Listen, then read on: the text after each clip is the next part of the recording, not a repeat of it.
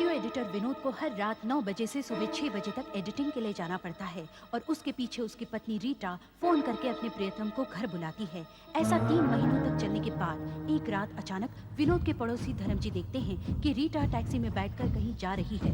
सुबह विनोद जब घर आता है तो देखता है कि रीटा गायब है। पुलिस टैक्सी वाले को ढूंढ निकालती है। वो बताता है कि उसने रीटा को मरीना लेक के पास छोड़ा था। उसे टैक्सी से एक स्कार्फ भी मिला है जिस पर MFC लिखा हुआ है। तालाब से एक मछुआरे को रीटा का सूटकेस मिलता है जिससे मिली डायरी में एक फोन नंबर लिखा है जो रीटा के प्रियतम रत्नाकर का है। रत्नाकर बताता है कि वो रीटा से मिलने मरीना लेक गया था मगर वो वहाँ उसे मिली ही नहीं। पुलिस निर्णय लेती है कि मरीना लेक का चप्पा चप्पा छान मारा जाए। अब आगे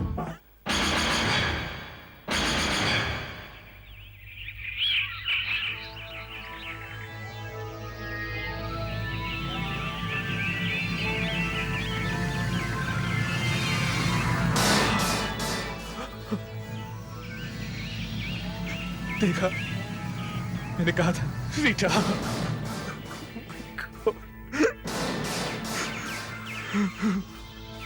मैंने आपसे कहा था ना, रीटा को जरूर कुछ हुआ है।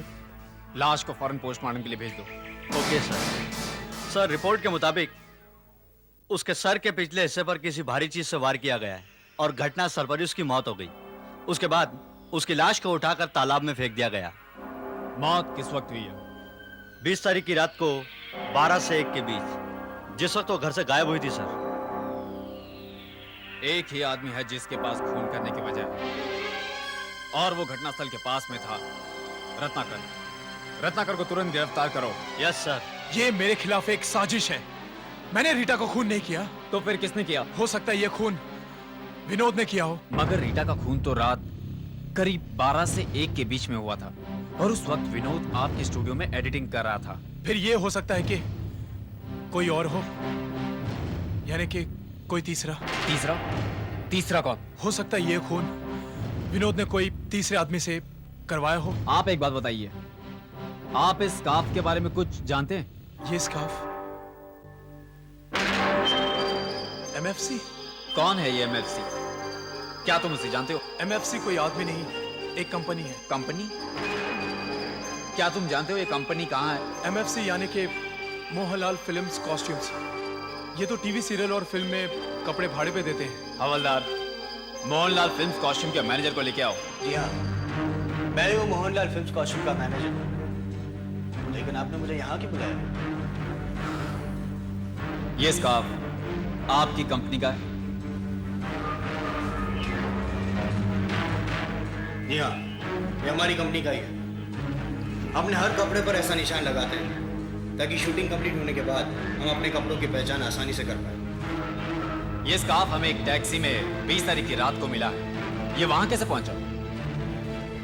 सर, ये तो मुझे नहीं मालूम कि ये वहाँ कैसे पहुंचा, पर 18 तारीख को एक टीवी सीरियल की शूटिंग के लिए स्कार्फ हमने भेजा था। वहां से वापस आया ही, शायद उनसे खो गया।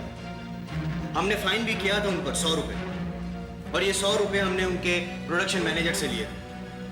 उसका नाम है उल्लास। जी हाँ, मैं उल्लास हूँ। क्या आप इस स्कार्फ को पहचानते हैं? अरे पहचानता? बिल्कुल पहचानता हूँ। ये स्कार्फ हमारी पिछली शूटिंग में इस्तेमाल किया गया और फिर अचानक न जाने कहाँ गायब हो गया। इस स्कार्फ के खो जाने की वजह से मुझे मोहनलाल ड्रेस वाले को 100 रुपये देने पड़े, और तो और कंटिन्यूटी में भी बड़ी परेशानी आई। हाँ, 1 मिनट। आशा, 1 मिनट। क्या बात है उल्लास भाई? इंस्पेक्टर साहब आए हैं, आपसे बात करें। हेलो। आशा, तुम्हें याद है पिछली शूटिंग में ये स्कार्फ तुम्हारे पास था ना, और फिर अचानक गायब हो गया था? अरे हाँ, ये तो वही स्कार्फ है। लेकिन ये आपको कैसे मिला? उल्लास भाई, हाँ, वहाँ पर प्रॉपर्टीज चाहिए। अच्छा साहब, आप दोनों बात कीजिए। Excuse me. जी आशा जी, मैं आपसे कुछ पूछना चाहता हूँ। ये स्कार्फ हमें एक टैक्सी में मिला है। टैक्सी में? लेकिन मैं तो टैक्सी में जाती नहीं हूँ। जब से ये सीरियल शुरू हुआ है मैंने अपनी कार खरीद ली है, अब उसी से आना जाना होता है। स्कार्फ टैक्सी में कैसे आया? हाँ, ये हो सकता है कि कोई प्रोडक्शन वाला इसे अपने साथ ले गया हो और फिर वहीं टैक्सी में भूल गया हो। आप किसी रत्नाकर, रीटा या किसी एडिटर विनोद को जानती हैं? रीता या विनोद, नहीं, इनके बारे में तो मैंने कभी कुछ नहीं सुना। हाँ लेकिन रत्नाकर, कहीं आप वो प्रोड्यूसर रत्नाकर की बात तो नहीं कर रहे जिनका अपना स्टूडियो भी है? जी हाँ, उन्हीं के बारे में पूछ रहा हूँ। हाँ जानती तो हूँ, लेकिन इतनी अच्छी तरह नहीं। एक दो बार काम के सिलसिले में बात हुई है, लेकिन उन्होंने कभी मुझे रोल ऑफर नहीं किया। इसका मतलब आप मुझे ये नहीं बता सकते कि ये स्कार्फ टैक्सी में कैसे पहुंचा? क्या मानो, लेकिन आप ये सब मुझसे क्यों पूछ रहे हैं? रीटा नाम की एक औरत का खून हुआ है और उसी खून के सिलसिले में मैं आपसे पूछताछ करने आया हूँ। का सिलसिला? जी हाँ। तुम्हें यहाँ नहीं आना चाहिए था। पुलिस आज सेट पे इंक्वायरी करने आई थी। विनोद, ये तुमने मुझे कहाँ फंसा दिया? तुम तो कह रहे थे कि मुझे रोल दिलवाने के बदले में मैं तुम्हारे लिए एक छोटा सा काम कर दूं, मगर तुमने किसी से कहा तो नहीं कि तुम यहाँ आ रही हो? नहीं, मगर पुलिस कह रही थी कि रीटा का खून हो गया है। ये सच है। सच है? मगर ये हुआ कैसे? देखो विनोद, तुम्हें मुझे सब कुछ सच सच बताना पड़ेगा। सब बताता हूँ तुम्हें, सब बताता हूँ। 6 महीने पहले की बात है। एक दिन एडिटिंग करते करते मेरी तबीयत कुछ खराब हो गई थी, तो मैं घर जल्दी लौट आया। घर पहुंचने पर देखता हूं कि रत्नाकर की गाड़ी मेरे घर के बाहर खड़ी थी।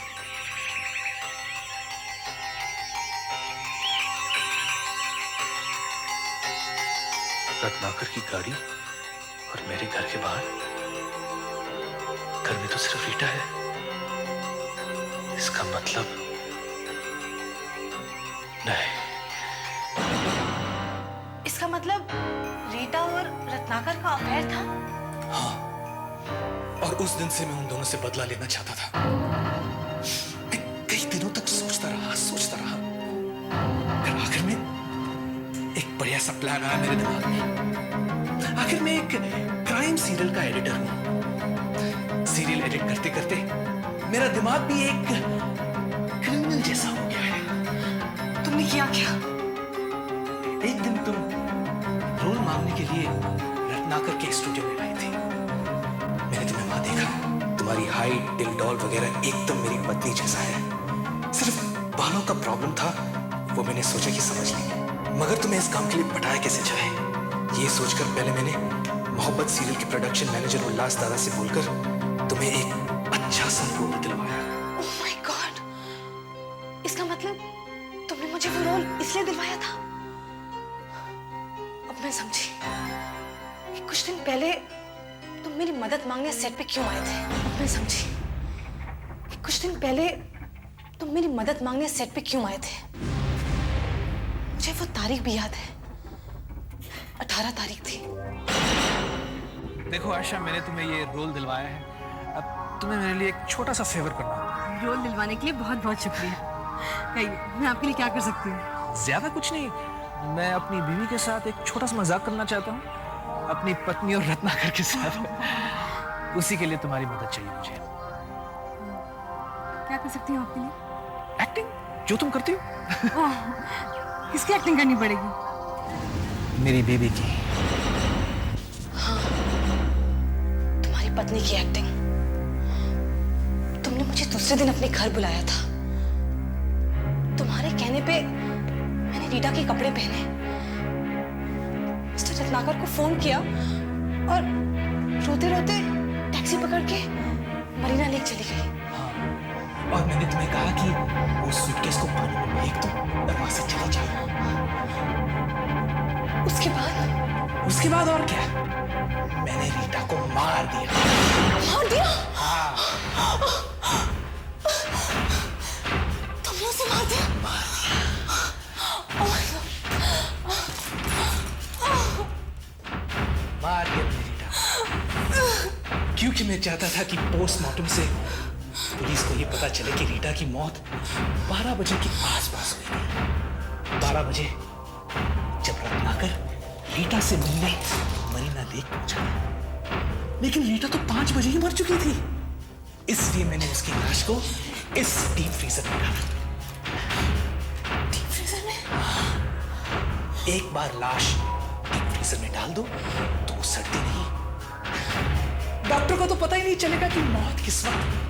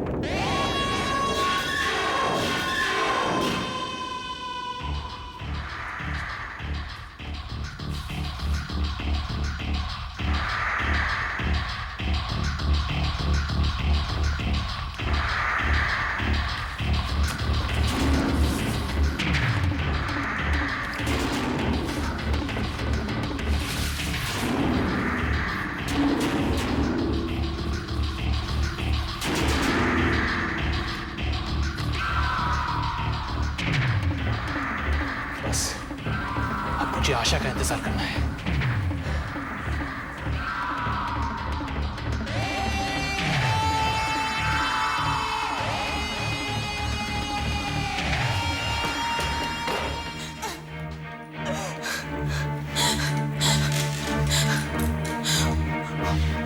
और मैं शाम को पहुंच गई तुम्हारा एहसान चुकाने के लिए।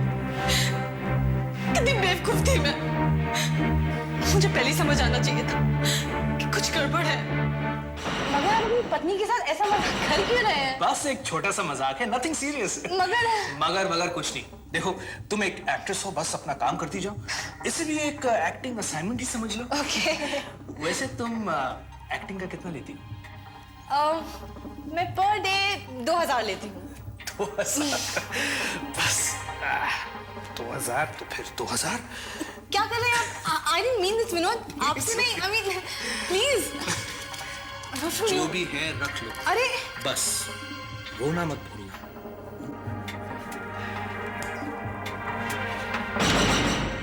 अच्छा अब मैं एडिटिंग के लिए जा रहा हूँ।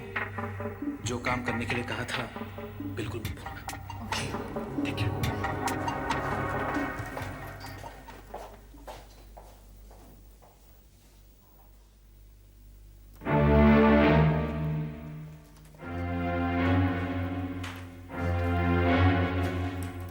पता नहीं अपनी पत्नी के साथ एक कैसा मजाक करने वाला है।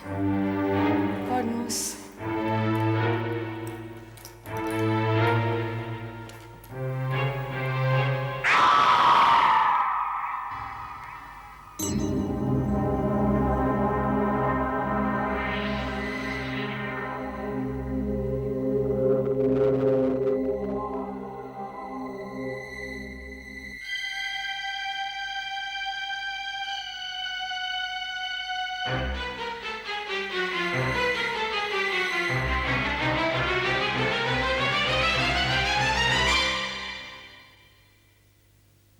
आइसक्रीम।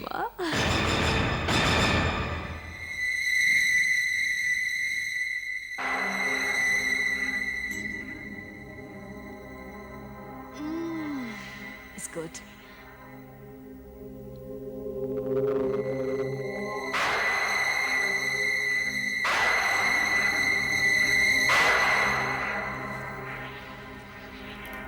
उसको बंद तो कर दूं मैं। लाश के ऊपर मैंने श्रीखंड और आइसक्रीम रख दी थी। लेकिन मुझे तो लाश दिखी ही नहीं। हाँ बाकी सब एकदम प्लान के मुताबिक हुआ। जाते समय मैंने फ्रीजर बंद कर दिया, बर्फ पिघलनी शुरू हो गई। 12 बजे के आसपास फ्रीजर गर्म हो गया, लाश सड़नी शुरू हो गई। सुबह 5 बजे जब मैं घर लौटा तब मैंने लाश को उठाकर कार में डाला और जाकर मरीना लेक में फेंक दिया। Plan complete. डॉक्टर कहते हैं कि रीटा की मौत 12 बजे के आसपास हुई। 12 बजे जब रत्नाकर रीटा से मिलने वाला था। इसका मतलब रत्नाकर ने रीटा को मारा ना? मुझे नहीं पता था कि मैं खून में हाथ बटा रही हूँ। हाँ, बस तुमने 2 गलतियां की। एक, तुमने वो स्कार्फ टैक्सी में छोड़ दिया और दूसरी, बिना किसी बताए तुम यहाँ चली आई। अब किसी को पता भी नहीं चलेगा कि तुम गायब हो गई हो। मतलब कि मैं तुम्हारा भी खून करने वाला हूं। आपके जाने के 10 मिनट के बाद ही आशा गायब हो गई। फिर वो मुझे कहीं नहीं मिली। उसकी वजह से पूरी शूटिंग मुझे कैंसिल करनी पड़ी। लेकिन आशा गायब क्यों हो गई, वो भी बिना बताए? ये सब आपकी पूछताछ की वजह से हुआ। आखिर उससे आपने क्या कहा था? मैं खून के सिलसिले में उससे पूछताछ कर रहा था। मैं ये जानना चाहता था कि क्या वो रत्नाकर या वीडियो एडिटर विनोद या उसकी पत्नी रीटा को जानती है। मगर उसने कहा कि मैं सिर्फ रत्नाकर को जानती हूँ, विनोद या रीटा का तो नाम तक नहीं सुना मैंने। क्या कहा उसने? वो विनोद को नहीं जानती? हाँ। अरे विनोद की वजह से ही तो उसे मेरी सीरियल में काम मिला था। अच्छा। जी, विनोद की और हमारी पुरानी जान पहचान थी। उसने मुझसे कहा कैसे भी करके उल्लास भाई आशा को आपकी सीरियल में काम दे दो। पहले तो मुझे कुछ शक हुआ कि आखिर में ये चक्कर क्या है, लेकिन साहब आखिर वो हमारा दोस्त है, उसकी बात माननी पड़ी और मैंने आशा को अपनी सीरियल में काम दे दिया। लेकिन आशा विनोद को अच्छी तरह से जानती थी सर। अगर आशा विनोद को अच्छी तरह से जानती है तो उसने मुझसे झूठ क्यों बोला? उसने मुझसे झूठ क्यों बोला? हाँ, हमें इसी वक्त विनोद के घर जाना चाहिए। 10:15 बज रहे हैं। वो मेरा पड़ोसी धर्म 11 बजे तक घूमता रहता है। उसके बाद ही मैं इस लाश को ठिकाने लगा सकूंगा। तब तक यही ठीक है।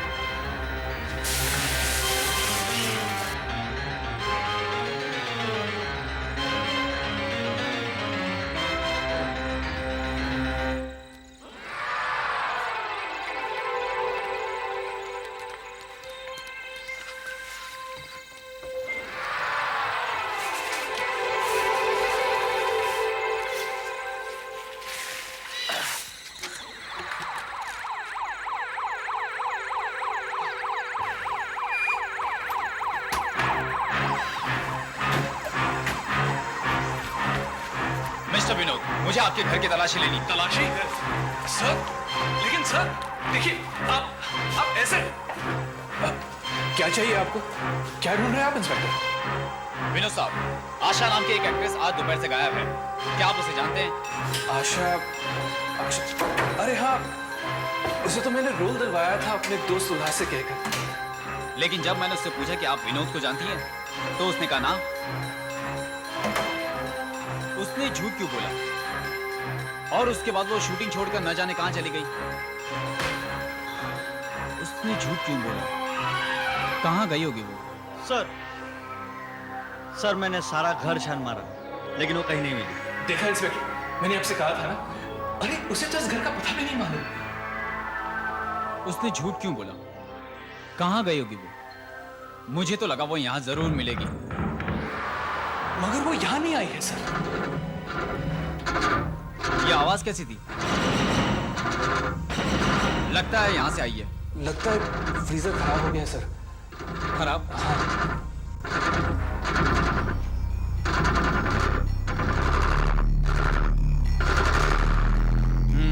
लगता तो है।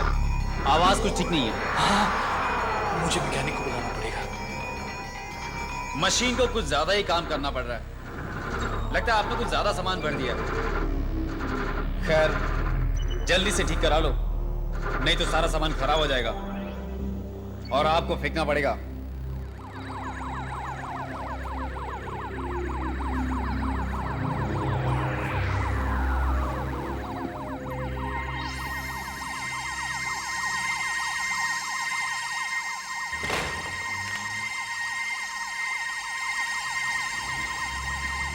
लगता है कुछ गड़बड़ जरूर है।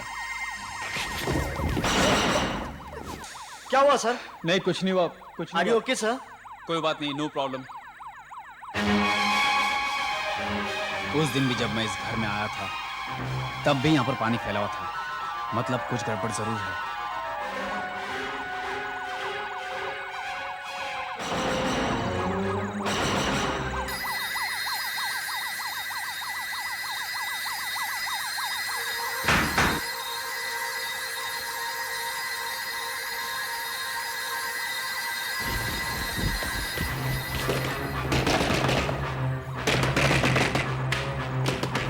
अब आपको क्या चाहिए? हट जाओ। हाँ? आपने बाहर कचरे के डब्बे में बहुत सारी आइसक्रीम और खाने का सामान फेंका है, क्यों? क्योंकि ये फ्रीजर खराब हो गया इसलिए। मुझे चाबी दो, मैं देखता हूँ, मैं ठीक कर लूंगा। चाबी मिल रही है मुझे। चाबी मिल नहीं रही। देखिए, आप ऐसा नहीं कर सकते, आप ऐसा नहीं कर सकते, देखिए।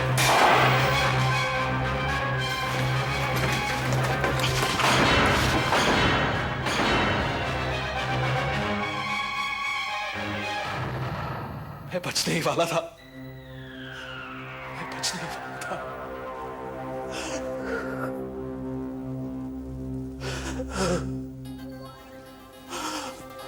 देख रहे हैं, आशा अपने आप बता रही कि उसका मुजरिम कौन है।